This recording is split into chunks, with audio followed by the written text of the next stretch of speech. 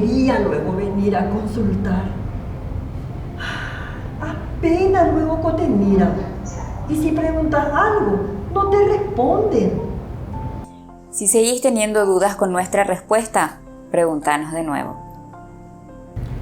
A mí sí que me da vergüenza preguntar y no sé lo que me van a hacer.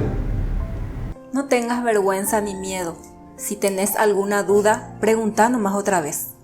Y si me dan remedio y no entiendo cómo hacer, cómo tomar, y tengo vergüenza si es que pregunto y no me responden.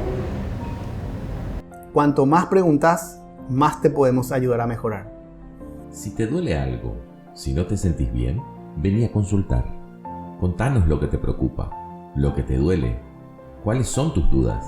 Acordate, necesitamos que preguntes todo y así poder ayudarte. No te vayas con dudas. No olvides que preguntar es tu derecho y nuestra misión es responderte y guiarte.